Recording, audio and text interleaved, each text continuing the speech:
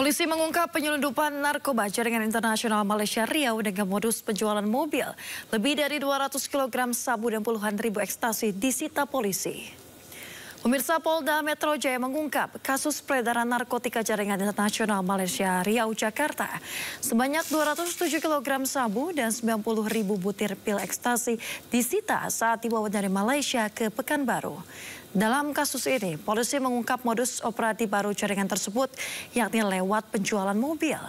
Caranya dengan memasukkan narkotika ke dalam dashboard dan kompartemen mobil.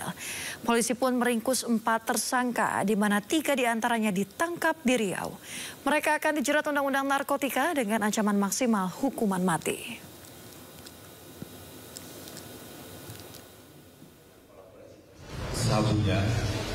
Sabunya ini dimasukkan di dalam dashboard mobil, termasuk di kompartemen mobilnya. Setelah ini nanti dimasukkan semua narkotikanya, lalu inilah yang akan dikirim dari Riau. Ini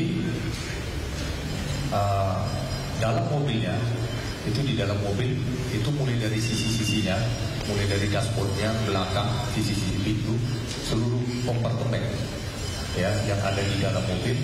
Pemirsa, kita kembali ke informasi dalam negeri. Pesawat Trigana Air mengeluarkan api di bagian mesin di Bandara Sentani, Jayapura, Papua. Akibatnya para penumpang yang sudah berada di dalam pesawat berhamburan keluar.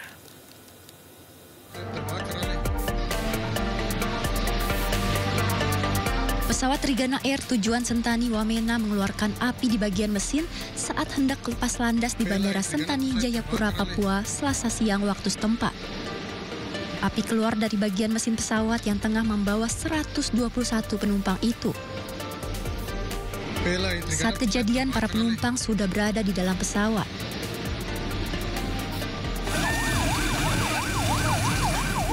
Akibat insiden ini, ratusan penumpang panik hingga salah satu penumpang membuka pintu darurat.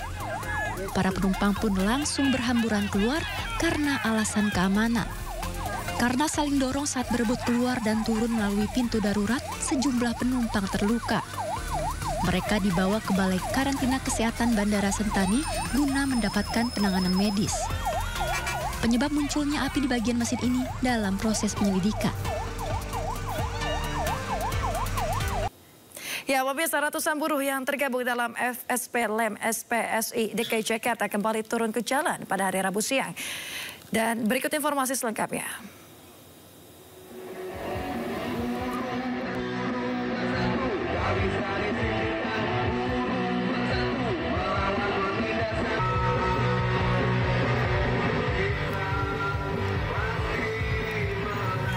Ya, pemirsa, dapat dilihat di layar kaca Federasi Serikat Pekerja Logam, Elektronik dan Mesin FSP Lem SPSI DKI Jakarta menggelar aksi untuk menuntut pemerintah agar menetapkan upah layak bagi pekerja di Jakarta.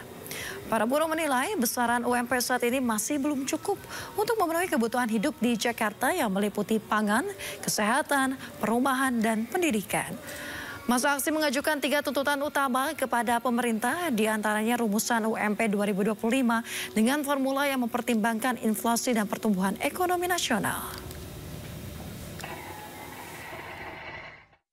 Pertama, harus menetapkan upah minimum provinsi tahun 2025 itu dengan mengesampingkan PP nomor 51 tahun 2023 yang lalu. Ya, dan usulan kita adalah 6,5 juta. Ya, itu usulan kita. Mengacu kepada usulan kita itu adalah inflasi plus pertumbuhan ekonomi Jakarta.